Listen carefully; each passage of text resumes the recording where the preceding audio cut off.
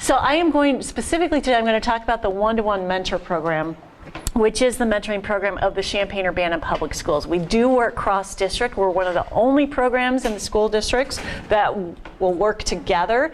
We have a lot of students that are going back and forth between Champaign and Urbana, so we like the mentors to be able to follow them. So that is why we always have all our meetings together. We discuss policy together, all of that. What I'm going to do is start kind of at the end of our program. I'm going to show you a slideshow. One of the highlights of our program is the end of the year, we have a banquet for all of our mentors and mentees. We have the high school, middle school at one banquet, and the elementary kids at another banquet.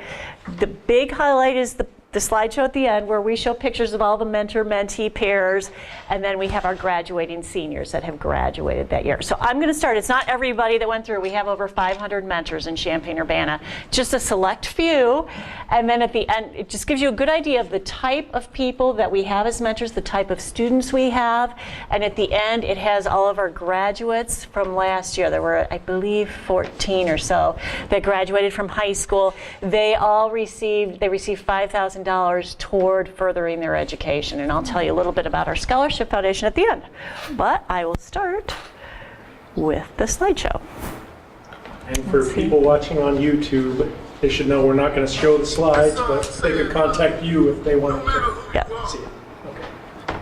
So that gives you a sample of some of the people that mentor in our school district, some of the kids that have mentors. We start generally with kids in 3rd grade to 7th grade, and the mentors make a long-term commitment. They are asked to follow the kids through high school graduation.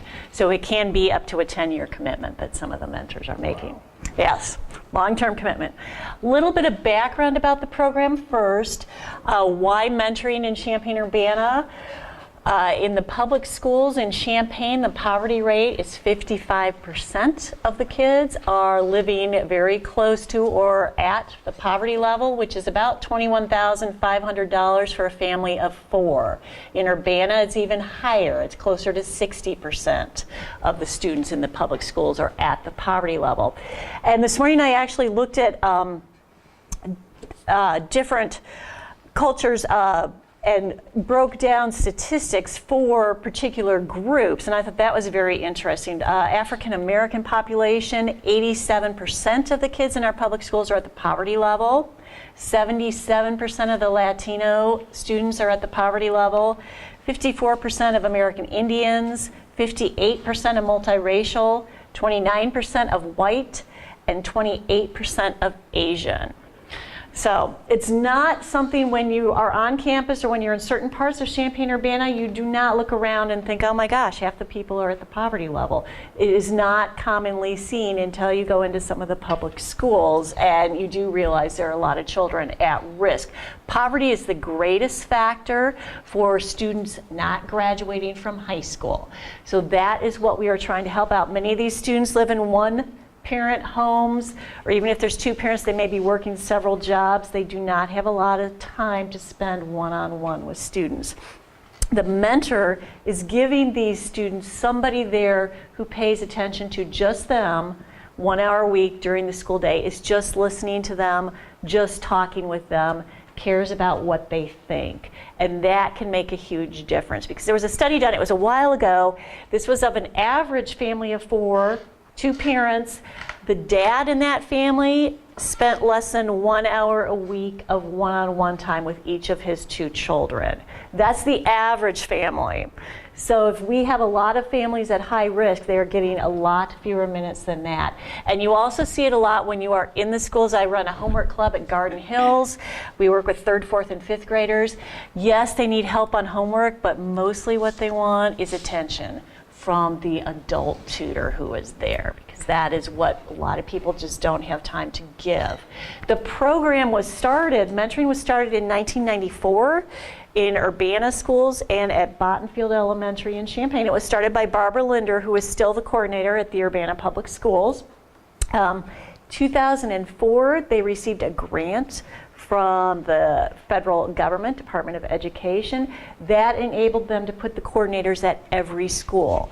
Before that, Barbara and Brenda Kester, who was working in the Champaign schools, were putting mentors in the schools, but there were just 2 people, and it was very hard to provide the follow-up and support that mentors need when you're trying to cover 18 schools in Urbana and 18 in Champaign and 8 in Urbana.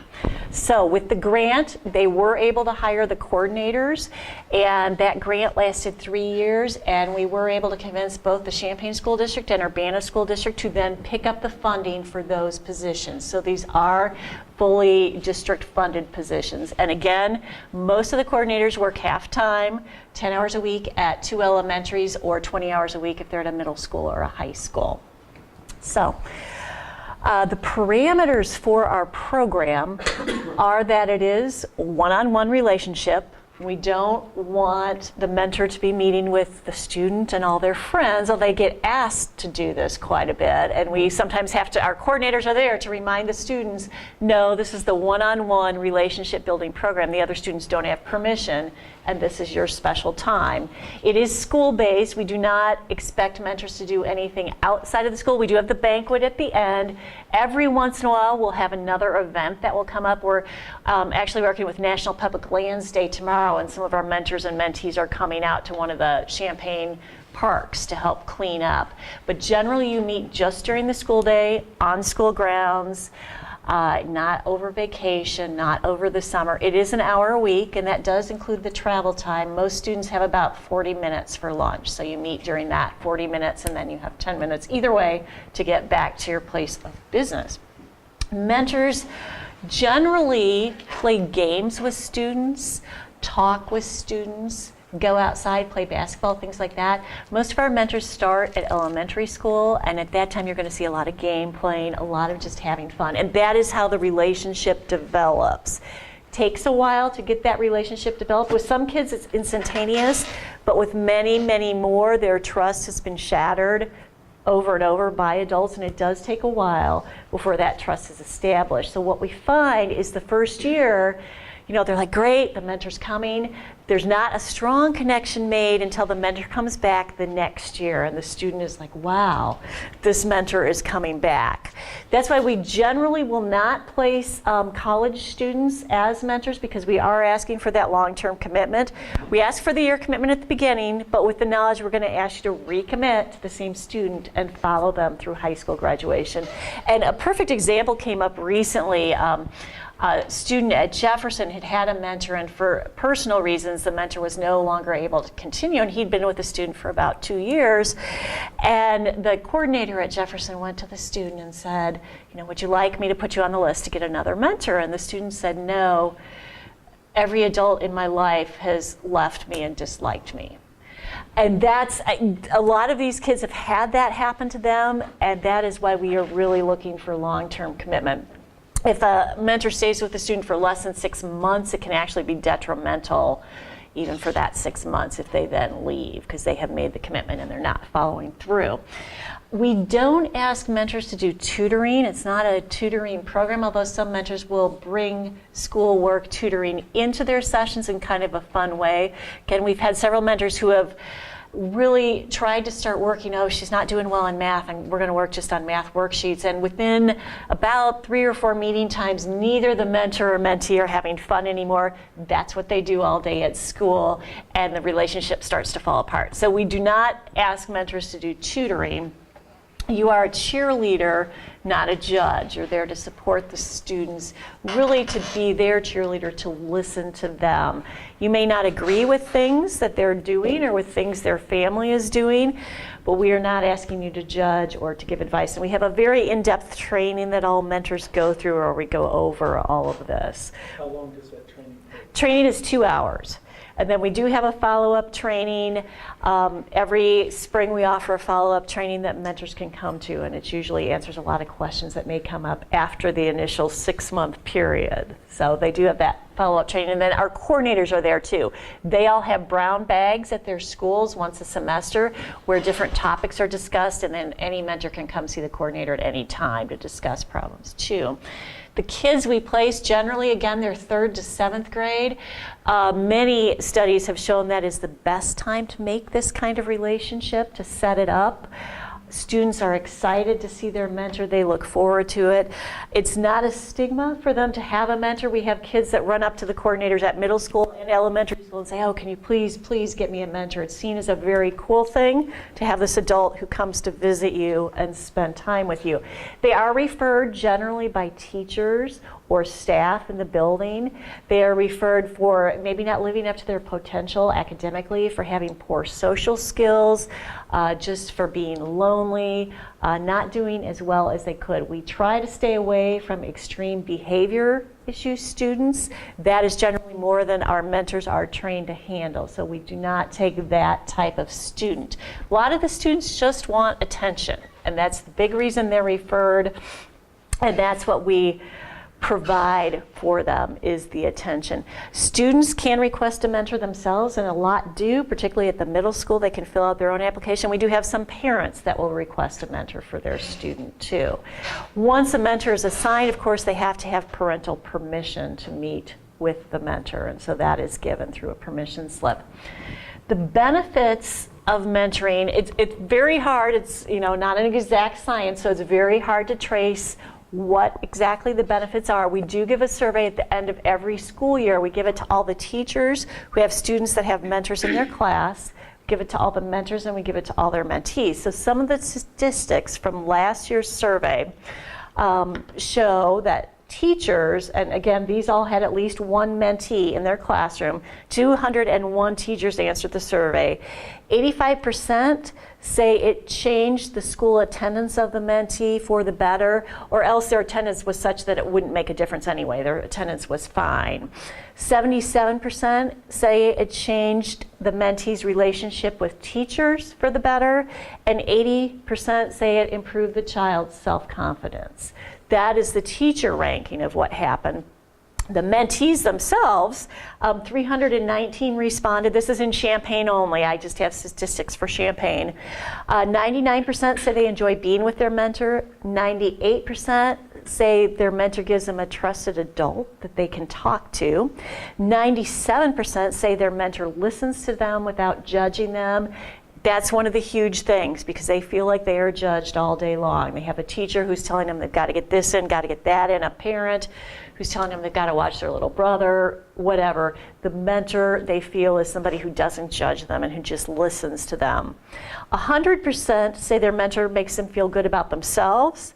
98% say their mentor makes them feel good about coming to school, which again is a huge issue. Some of these kids don't have regular attendance, and their attendance generally improves when they do have a mentor coming to see them. 97% say their mentor helps them make better choices. And one mentee said, good things come from our conversations. I'm actually my real self around her, and I have the chance to vent without being judged. And I would say that pretty much sums up how most of the students feel. Mentors said, and we had 173 mentors answer the survey, 100% look forward to meeting with their mentee. 96% say it improved their understanding of youth issues. It's often very different than the issues they dealt with when they were younger. 89% said it improved their understanding of the school system, and 99% said it helped them feel they were contributing to the community. And the other thing we find is a lot of mentors come in thinking they're going to help the student, they're going to make a big difference, and what they find is it helps them just as much as it helps the student. It really opens their eyes to different horizons, different things. Heard that from a lot of mentors after a year or so. It's like, wow, I get more out of it than the student does, I'm sure. So the application process to be a mentor, we do trainings in the fall and in the spring. We actually have a couple trainings coming up in October, and then we have them again at the end of January and early February. It is a 2-hour training that you go through. We have one coming up October 3rd, next Wednesday from 11:30 to 1:30. That's at the Mellon Administrative Center. And then our final one for this fall is October 11th, and that's from 6:30 p.m. to 8:30 p.m., and that's at the Champaign Public Library. We do go over all rules and regulations at that time, and we go through a lot of scenarios about how to listen, how to judge, or how to not judge, how to listen without judging, things like that. You do, of course, complete a fingerprint background check, and you also have an on-site interview with the coordinator at the school you're going to go to, and that is so they can make the best match with a student that will fit you and vice versa. As I did say, we do have the Mentoring Scholarship Foundation. I have a couple brochures about that. It's a group of people, and they oversee the one-to-one program. Their primary responsibility is to raise the money for our scholarships. We have for many years given $2,000 to every graduating senior. They did up that money last May to be $5,000. And what it is, it's on a rolling basis. They get $500 the first semester, $1,000 the second semester, $1,500 the third semester, and $2,000 the fourth semester. So it's hopefully to encourage them not only to go to their next step of education, but to stay with it and to keep following it through. So, and that goes to every student who participates in the program. You can graduate with an all-D average, and that still goes to you. You just have to graduate, and you have to have been in the program for at least 3 years. We don't generally match high school students with mentors, although we will take requests occasionally if we have a college student who is very, very interested in mentoring and is going to be here for several years. We will match a high school student with a college student as a mentor. They are not eligible then for the scholarship. That is basically it about mentoring. That is the school district's mentor program. We also support, through the school district, we support Talks Mentoring, which is run by Reverend Harold Davis. That is a mentor program that you work with 3 students, and he has a set curriculum that you go through with the students. Again, it's on school grounds during the school day. And we also support Big Brothers Big Sisters Mentoring, which is a national program. They have school-based mentoring, which we help support. They also have community-based. They do that on their own, because that is one area where if you really want to get involved with a student and take them places on the weekend, that's where you would go, community-based Big Brothers Big Sisters Mentoring. So those are the mentoring programs. I also coordinate volunteers. We have over 2,000 volunteers that come on a regular basis to Unit 4 schools. Last year they provided about 33,000 hours of volunteer time. They do things across the board, from reading with young students to working on physics with high school students. Some of them come after school to help in our after school programs, and others will come and supervise a recess program. So, questions about mentoring or volunteering? What's the average age and the kind of distribution of the age of your mentors? Of mentors? Yeah. I would say the average age is probably around 50 or so. Most of the mentors have children of their own that are either like middle school, high school age, or gone, or they are retired and their kids are long gone. I would say probably at least half of our mentors are retired, and about 1/4 to 1/3 of our mentors have some connection with the U of I. They're either currently working at the U of I, they are retired from the U of I. We have a few students, not many. Several departments, facilities and services has over 30 mentors from the safety part of facilities and services that come and mentor. They all start at BT Washington, and several of them are now at the high school level because they have been doing that. So. And you mentioned 2 elementary schools, or is it in all? No, it's all elementary schools. 11 in Champaign, and I believe there are 6 in Urbana. So all elementary schools, all middle schools, all high schools. And so you would say typically a mentor is assigned in elementary school and sticks with that student on the way. Elementary or middle school. We like to assign between 3rd and 7th grade. So if you have a preference for middle school, that's fine. You're looking at least 5 years. Yes, yes, And yes. what's the average length of staying mentor with his? What's the what? The average time that a mentor is. I would say probably about 3 to 4 years. If you looked at an average, in this community there's a lot of transition from one place to another. We do have a lot of mentors that move. We try to replace that mentor. But overall, we had all those students that graduated, there were 14 there, they had all been with their mentors generally at least 6 years, up to about 10. So now we have 500 in the program, so right now we probably have about, I would guess 45 students in 9th grade. Now they won't all be there at the time of senior graduation. Some of the students move, a lot of the students move. A few of the mentors may move, some of the students will drop out. So to think of 500 and providing them with $5,000 each is a lot of money. It generally is not that number that graduate. So 500 across the whole program. right. And then in a given year, maybe 40 graduating, or how many? Oh, in a given year, last year there were 14. Now this year the numbers are looking much higher. It's looking about 30 to 35. And that is because when we got that grant back in 2004, 2005, that's when we first put coordinators in all the schools. So that is when we had the first big influx of numbers in the program. So a lot of those kids will just be hitting graduation this year. And can you say again, finding the dollars for that scholarship, I guess, for the end of their program, who's responsible for trying to find those dollars?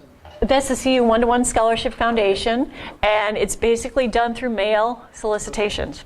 So donation. Donations, yep. And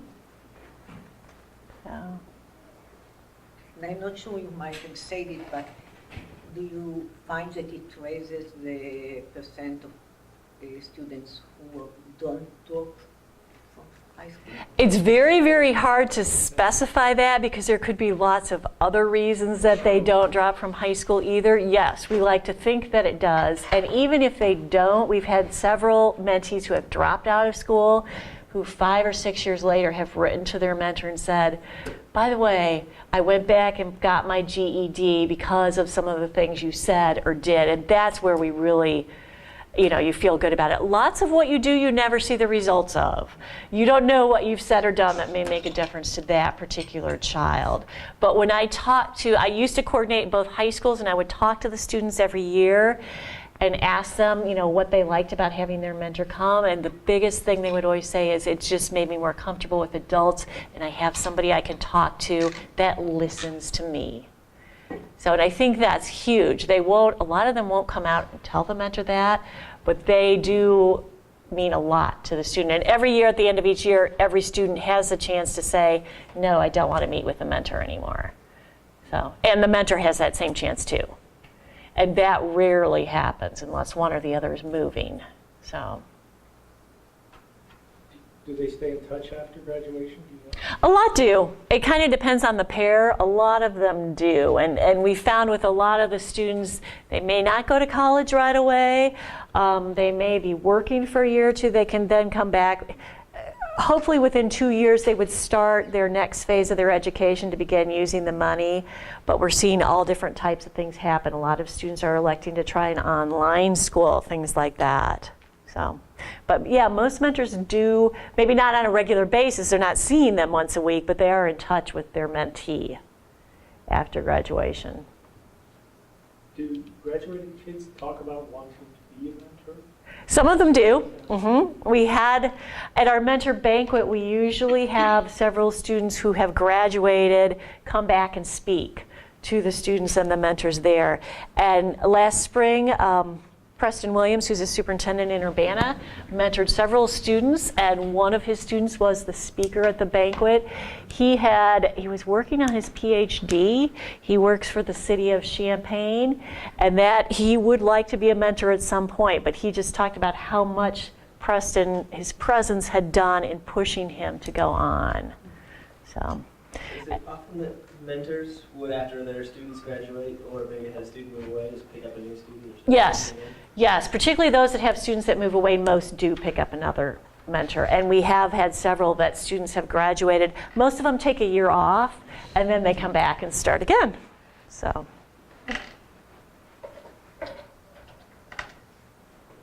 Other questions?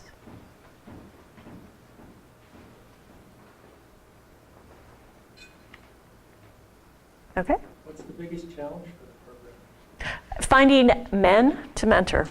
Finding Men, yes, yes. Yes, we always have more women to mentor. We have, kids are referred about equally, it's about 50-50, but more of the females get placed. We always place same sex. More females get placed because there are generally more female mentors. And that is a problem across the nation, across every mentoring program. If you ask anybody, they will say the biggest issue is finding men to come and mentor. So. But once they volunteer, they continue as well? I mean, they stay in the program? Generally, yes. Yep.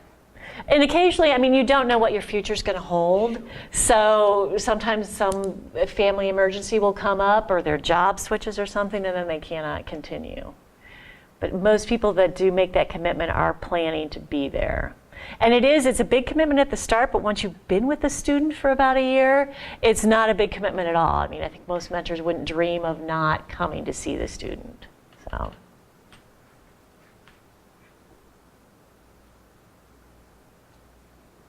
Is there a bigger demand for mentors than there is a supply? Yes, always. We always have waiting lists at every school. Yeah. Yep. And how do you prioritize? It depends. Part of it's through the interview. We do like to make a very solid match. So just because somebody's at the top of the list, if we don't have a particular mentor that we think would be a good match with that student, that doesn't mean they're the next person to get a mentor.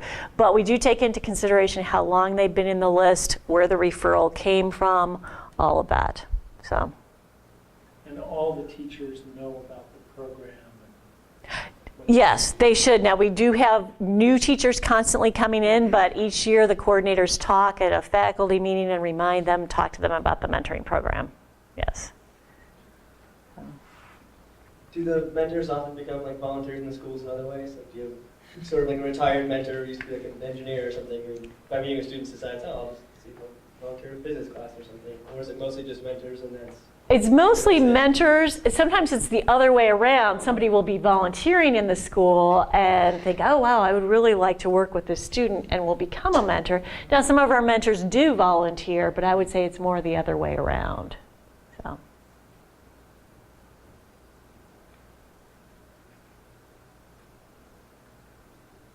Like I said, another question about when Georgia asked what the biggest challenge is like, is this... It's almost like what's the major dream? Is this sort of the program that you want and just sort of more participation, or is there another sort of piece of this you'd like to add if there was like more funding or more people? I think the biggest thing is just to provide the support for the mentors.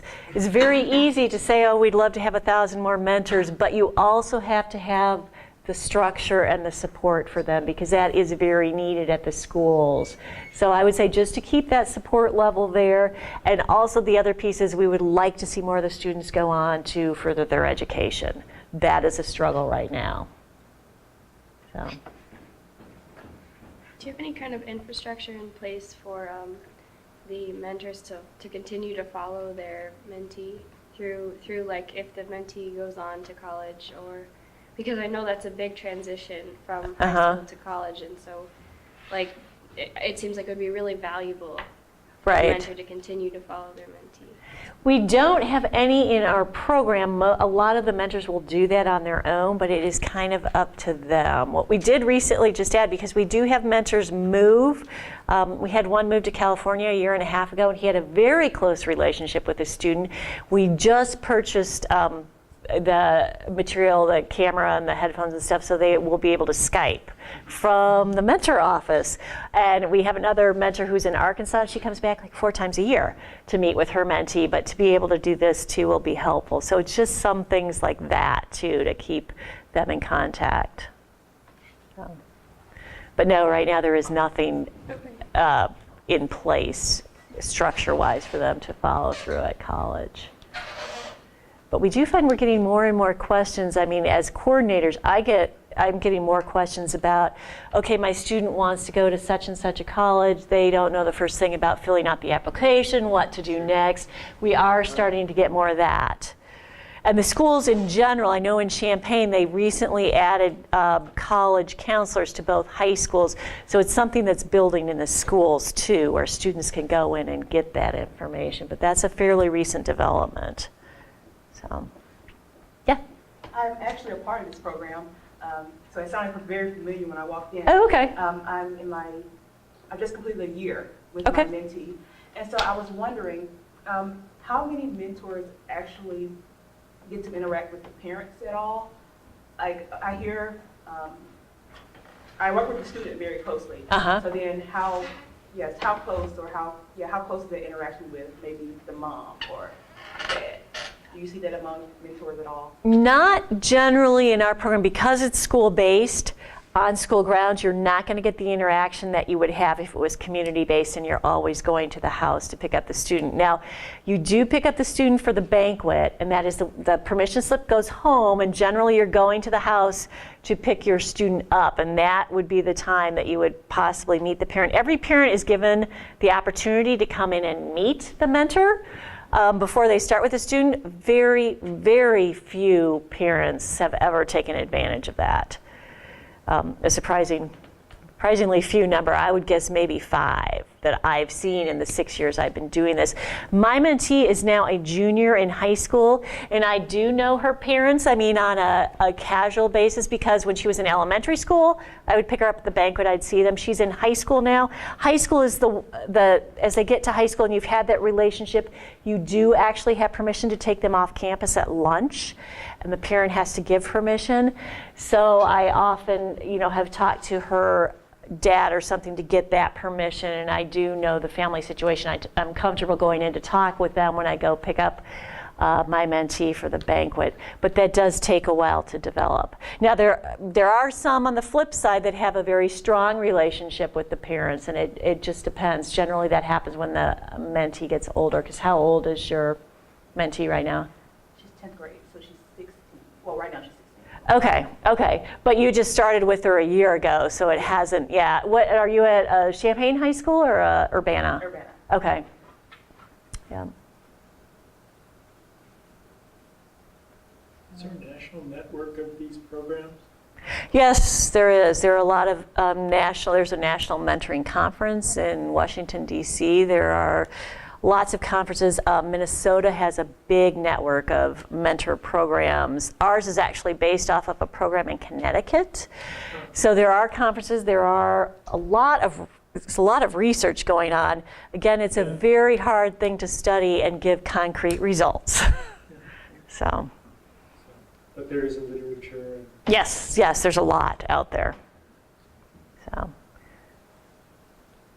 How long has it been going on?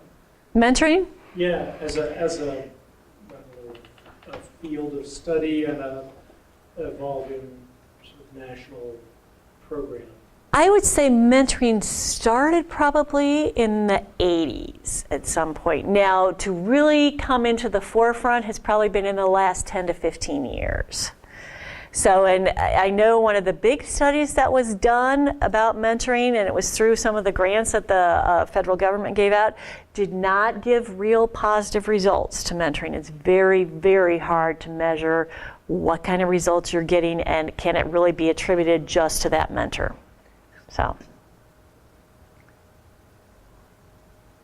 But it still feels valuable. Yes, and the kids seem to like it. It doesn't mean that we're not going to have students that drop out, and as a mentor, that's a hard thing to go through because you tend to take it personally, but that happens, and you are just one small portion of their life. They have many, many other things going on.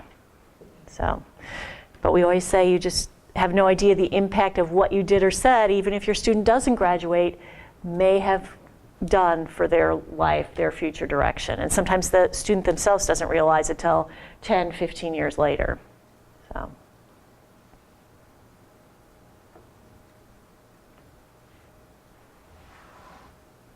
Thank you. Mm-hmm. Yep. Really appreciate you coming to tell us. I didn't know that all this was going on, and the size of it. Yeah. Number of people. That's really quite something. So. So getting the word out about it must be a bit of a trick. Yeah. A challenge. Yeah, it is, and we don't pay for advertising. Most of it's word of mouth. I mean, that's where we really get most of our mentors. We do speak at a lot of different businesses and other places, churches and things, but a lot of it's word of mouth. Most mentors that I have come in that are new say, "Oh, my friend does this and loves it." So that's the way it goes. Will we put this on YouTube? Yes. Yes, and I will say the one thing too, interestingly enough, there are a lot of mentor programs that start up and people are very organized and, I'm going to do this, I'm going to do that. It's very easy to start the program. It's very, very hard to provide the infrastructure to keep it going. We've had a lot of different programs come to us in the schools that, have a great idea and want to start it and it lasts for a year or two. It's the follow through and that commitment that is very, very hard to keep going unless you are paid. And most programs that start up are doing it on a volunteer basis. It's very time consuming. So, and just all of the legal stuff that's required too. I mean, background checks, all of that, there's a lot that goes into it. So, Okay. all right, well, thank you for inviting me. So.